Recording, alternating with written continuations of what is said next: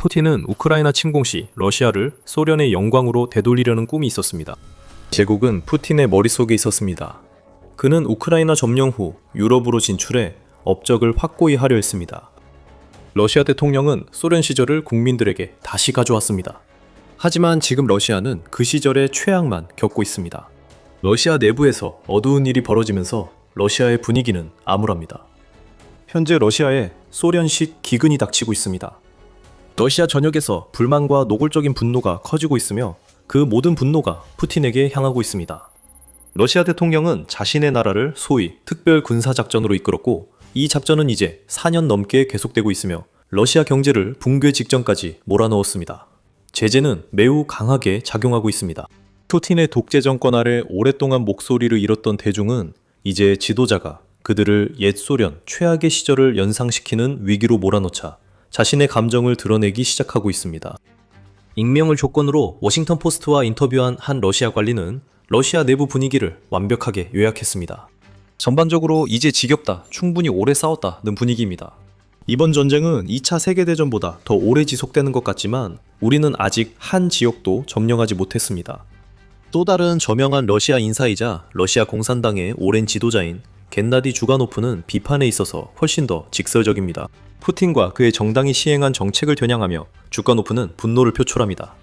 우리는 경제 붕괴가 불가피하다고 10번이나 말했습니다. 올해 1분기 이미 바닥을 쳤습니다. 긴급조치 없으면 가을쯤 1917년과 같은 일이 벌어질 것이라고 그는 국가두마회의에서 강조했습니다. 이런 반발은 푸틴에게 전례 없는 일이며 이는 시작에 불과합니다. 러시아 대통령은 그에게서 예상할 수 있는 반응을 보였습니다. 러시아의 재정 예비비가 고갈된 가운데 경제개발부 장관 막심 로슈트니쿠에 따르면 푸틴은 국민들과 맞서 싸우는 것 외에는 아무것도 하지 않습니다. 그는 이 전쟁을 멈추지 않을 것입니다. 대신 그는 러시아 내부의 소통을 막는 새로운 전쟁을 벌이고 있으며 불만의 목소리가 일부러 무지한 그의 귀에 닿지 못하게 하고 있습니다. 푸틴은 제국 건설의 성과 없이도 스탈린과 같은 수준의 통제를 원하고 있습니다. 그리고 푸틴이 한 실패에서 다음 실패로 계속 넘어가면서 러시아 내부의 절망감은 점점 커지고 있습니다. 러시아와 전선 모두에서의 식량 공급 문제, 만연한 인플레이션, 황폐해진 비즈니스 환경, 그리고 젊은이들 사이의 절망감은 푸틴이 만들어낸 새로운 러시아의 증상입니다. 러시아는 이제 경제적 회색지대에 놓였습니다. 이 에피소드는 당분간 끝나지 않습니다. 이는 독일 국제안보문제연구소의 야니스 클루거의 말에 따른 것으로 그는 호르무즈 해협 봉쇄 이후 유가 상승으로 인한 잠깐의 경제적 숨통조차 러시아에게 도움이 되지 않는다고 말합니다. 현재 러시아 경제는 호르무즈 해협 봉쇄와 높은 원자재 가격에서 기대할 수 있는 긍정적인 효과 사이에 이상한 황혼기에 있습니다. 그리고 동시에 러시아 자체의 경제적 역동성은 지난 몇 달 동안 크게 악화되고 있다고 클루거가 말합니다. 높은 유가가 러시아 내부의 현실을 숨길 수는 없습니다. 암울한 경제 상황이 드러나고 있습니다. 2026년 첫 2달 동안 러시아 경제는 높은 금리와 더 강력해진 제재의 영향으로 1.8% 위축되었습니다. 이는 수년 전에 의도했던 타격이 마침내 나타나기 시작한 것입니다. 러시아 기업에 대한 국내외 투자는 사실상 완전히 막혀버렸습니다. 러시아 연방통계청 로스텟에 따르면 러시아 기업들은 1월에 사상 최고치인 1,090억 달러의 미지급 상업 어음을 지고 있었습니다. 그리고 러시아의 국내 총생산, 즉 GDP 성장률도 좋지 않습니다. 블라디미르 푸틴은 러시아를 전쟁 기계로 바꿔 경제를 변화시키면 자신이 반드시 승리할 것이라 믿었습니다. 그리고 몇 년 동안은 그의 생각이 맞았습니다. 제재가 러시아에 본격적으로 영향을 미치기 전 2023년과 2024년 사이에 러시아의 GDP 성장률은 2년 연속 4%를 넘었습니다. 그러다 모든 게 무너지기 시작했습니다. 2025년 러시아의 GDP는 연간 단 1% 성장에 그쳤습니다. 지난 10여 년을 넓게 보면 로버트 니브마툴린 러시아 과학 아카데미 소속 경제학자는 2015년 이후 러시아의 GDP 성장률은 연평균 1.5%에 불과하다고 밝혔습니다. 소비자 물가의 경우 같은 기간 동안 77% 상승했습니다. 푸틴이 러시아 분산복합체에 집중해 잠시 만들어낸 거품은 오래가지 못했고 전시 지출이 터무니없이 증가하면서 러시아는 다시 한번 성장 둔화에 직면하고 있습니다. 단기적으로 유가 상승은 푸틴에게 도움이 됐습니다. 국제통화기금 IMF는 0.8%에서 1.1%로 상향 조정했습니다.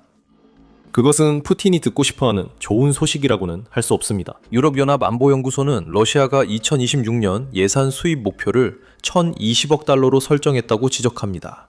그 목표는 타격을 입을 것입니다. 러시아는 현재 높은 유가가 2026년 말까지 지속되어야 합니다. 미국과 이란이 전쟁을 끝내기만 하면 됩니다. 그러면 러시아는 다시 위기 상황에 빠지게 될 것입니다. 그럼에도 전쟁 지출은 계속됩니다. 소련이 러시아 군대에 수십억 달러를 투입한 것은 유지할 제국과 정복할 영토가 많았기 때문입니다. 푸틴은 러시아의 돈 2조 5천억 달러를 전쟁에 쏟아부었고 그 결과 러시아가 2022년 첫 점령 이후 텍사스의 10분의 1 정도 크기의 우크라이나 영토 일부를 차지하게 되었습니다. 이것은 유나이티드 24 미디어에 따르면 이 모든 경제적 결과는 러시아가 점령한 우크라이나의 1제곱마일마다 무려 9천만 달러가 들어간 셈이라고 합니다. 2조 5천억 달러, 러시아가 파괴된 장비, 인적 자원, 군사비, 그리고 경제 붕괴에 쏟아부은 돈은 정말 어마어마한 액수입니다. 러시아의 엘리트부터 빈곤층까지 모두가 왜 아무것도 얻지 못한 정복을 위해 이렇게 많은 희생을 치르는지 의문을 품고 있습니다. 미하일 호도르콥스키는 한때 러시아에서 가장 부유한 사람이었지만 지금은 런던에서 푸틴에 반대하고 있습니다. 그는 푸틴의 우크라이나 전쟁이 불러일으켰던 애국심은 이제 거의 사라졌다고 말합니다. 전쟁은 누구도 예상하지 못했던 만큼 오래 지속되고 있다고 그는 말합니다. 그리고 세계 마을을 차지했든 빼앗겼든 그 사실이 별로 도움이 되지 않는다고 덧붙입니다. 호도르콥스키는 제재로 타격받은 러시아 올리가르이들이 자신들도 냈으면 하는 목소리를 내고 있습니다. 하지만 푸틴에게 훨씬 더 걱정스러운 것은 그가 창문에서 떨어지거나 설명되지 않은 죽음으로 위협할 수 있는 올리가르이들이 문제가 아니라는 점입니다. 문제는 러시아 국민들입니다. 그리고 그들은 푸틴의 완전한 경제 실패로 인해 초래된 소련식 경제 쇠퇴 체제에 짓눌리는 것에 지쳤습니다. 푸틴의 편협한 시야는 끝이 보이지 않는 전쟁을 계속하게 만들고 있습니다. 절망이 노골적인 분노로 바뀌고 있고 그것은 푸틴에게 모든 것을 바꿀 위협이 되고 있습니다. 러시아의 절망을 살펴보기 전에 더 밀리터리 쇼를 시청 중입니다. 아직 구독하지 않았다면 지금 구독하세요. 러시아 대기업 거물들은 호다콥스키처럼 말하기를 두려워할 수 있습니다. 하지만 하위 계층에서는 러시아의 소상공인들이 계속해서 오르는 세금과 그들을 실패하게 만들려는 듯한 정책들에 충격을 받으며 절망을 느끼고 있습니다. 워싱턴 포스트와 인터뷰한 모스크바 사업가는 우크라이나 전쟁이 얼마나 길어질지 아무도, 심지어 푸틴도 모른다고 말합니다. 페르시아만에서의 갈등은 위험합니다. 왜냐하면 그것이 푸틴에게 부당한 힘을 실어주었기 때문입니다. 러시아의 나머지 국민들에게 문제는 간단합니다. 아무도 전쟁이 얼마나 오래 갈지 이해하지 못하고 한편으로는 국가가 점점 더 많은 것을 빼앗아갈 것이라는 두려움이 커지고 있다고 그 사업가는 말합니다. 53세의 물류회사 관리자 타티아나 씨는 지금 자신이 보고 있는 상황이 소련 말기에 끔찍했던 기억을 되살렸다고 말합니다. 우리는 예전에 철의 장막 뒤에서 살았고 다시는 이런 일이 없을 거라 믿었지만 결국 또 일어났습니다. 이제 우리는 디지털 철의 장막이 쳐졌다고 그녀는 말합니다. 푸틴이 러시아 경제 위기에 정책 없이 단속만 한다고도 지적합니다. 러시아의 정보 공간에 대한 공격은 국민과 사업가의 발언을 막기 위해 설계되고 있습니다. 후자들은 불평할 것이 많습니다. 4월 28일 모스크바 타임즈는 푸틴의 소련식 정책이 러시아의 중소기업에 미치는 영향에 대한 대규모 폭로 기사를 실었습니다. 2026년 초에 도입된 세금 변경으로 인해 러시아의 소기업 중 65%가 올해 1분기에 이익을 내지 못했습니다. 이런 기업들이 러시아 경제의 핵심이라고 그 매체는 지적합니다. 하지만 이제 이들은 더 높은 세금, 더 높은 이자율, 그리고 푸틴이 인재를 흡수해 자신이 만든 군산복합체나 우크라이나로 내보내면서 발생한 만성적인 인력 부족에 시달리고 있습니다. 그리고 미친 점은 푸틴이 러시아의 중소기업들을 압박하고 있음에도 불구하고 그가 기대했던 식의 큰 이득이 전혀 나오지 않고 있다는 것입니다. 1월에서 3월 사이 러시아의 특별 과세 제도를 적용받는 기업과 개인으로부터 발생한 세수는 2025년과 비교해 16% 감소했습니다. 그리고 절망에 대해 이야기하자면 모스크바 타임즈는 러시아 기업 대표들의 63.5%가 자국의 경제 상황이 더 악화될 것으로 예상한다고 보도했습니다. 25%는 경제 상황이 변하지 않을 것이라 답했는데 러시아의 어려운 상황을 고려하면 이는 긍정적이지 않습니다. 하지만 러시아 자금은 전쟁 지원 국영기업에 집중되고 있습니다. 푸틴과 그의 측근들은 자신들만의 이익을 잘 챙기고 있습니다. 나머지 사람들은 조용히 일하거나 끝없는 전쟁에 희생될 수밖에 없습니다.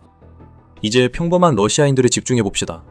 영상 도입부에서 소련 시절 러시아 기근을 언급했었죠. 푸틴의 국민들에게 좋은 소식은 적어도 아직까지는 그들의 식량 상황이 그런 위기 수준까지는 이르지 않았다는 점입니다. 하지만 러시아도 식량 문제에서 완전히 면역된 것은 아니며 2021년 7월에도 나쁜 일이 일어날 조짐이 있었습니다. 그때 유니세프가 2021년 세계 식량 안보 및 영양 상태라는 보고서를 발표했는데, 이 보고서는 각국에서 얼마나 많은 사람들이 식량 부족을 겪고 있는지를 강조한 내용이었습니다. 보고서에 따르면 약 900만 명의 러시아인들이 영양실조나 식량 부족과 관련된 문제를 겪고 있었고, 그중 40만 명은 심각한 식량 불안정 상태에 놓여 있었습니다. 오늘날로 넘어와 보면 러시아 국민들이 식량 문제에 있어서 그다지 좋은 상황이 아니라는 신호들이 더 많이 보이고 있습니다. 우리가 언급했던 만연한 인플레이션을 기억하시나요? 2015년 이후로 러시아의 소비자 물가는 77%나 올랐습니다. 식료품도 가격 상승을 피해가지 못합니다. 사실 식료품은 가장 큰 영향을 받은 품목 중 하나입니다. 2월 기사에서 BBC는 많은 평범한 러시아인들의 식비가 1월에서 2월 사이에 20%를 훨씬 넘게 급등했다고 밝혔습니다. 계란과 채소 등 주요 식품들이 모두 영향을 받고 있습니다. 감자 가격은 2024년에 비해 2026년에 167% 올랐습니다. 우유는 59% 올랐고, 통조림 콩은 55%, 일반 식빵은 45% 올랐습니다. 그게 바로 2년 동안의 식품 인플레이션입니다. 그리고 여기에 러시아의 부가가치세가 20%에서 22%로 인상된 것도 추가해야 합니다.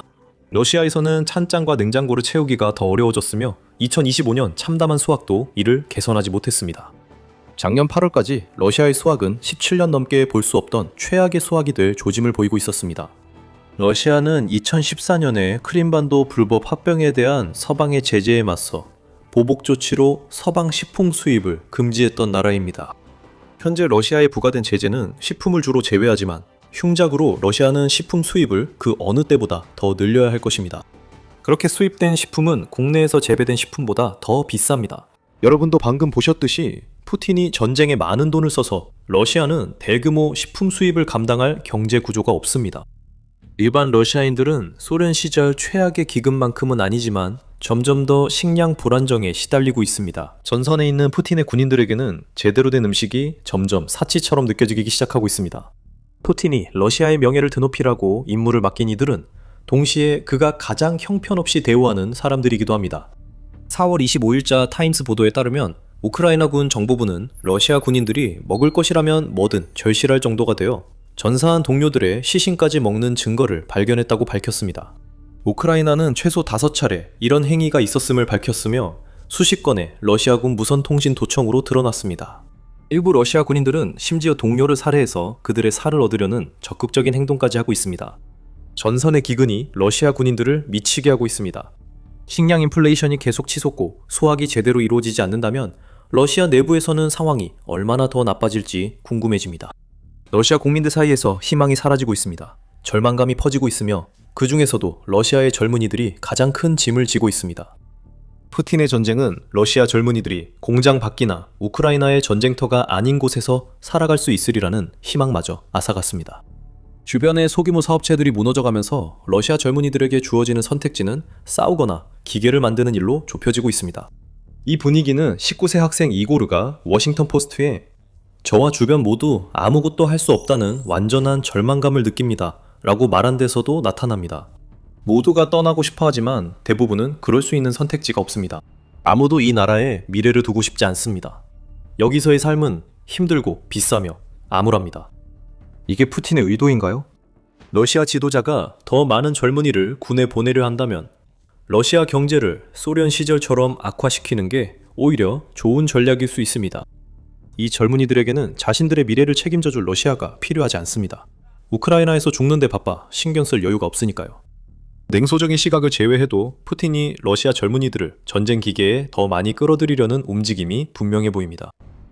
2022년 3월 전면 침공이 시작된 첫 달 안에 푸틴은 우크라이나에 전문 군인들만 파병하겠다고 약속했습니다. 젊은이들은 전쟁에 안 나가도 된다고 했습니다. 많은 것이 변했습니다. 러시아 군대는 이제 나이에 상관없이 입대 의향이 있는 이들에게 막대한 현금을 제시합니다. 원래 전선에서 멀리 떨어진 곳에서 군복무를 마쳐야 하는 징집병들조차 우크라이나로 보내지고 있습니다. 2025년 7월까지 BBC 러시아어 서비스는 2023년부터 2025년 사이에 우크라이나에서 사망한 18세 러시아 군인 최소 245명의 확인된 증거를 발견했습니다.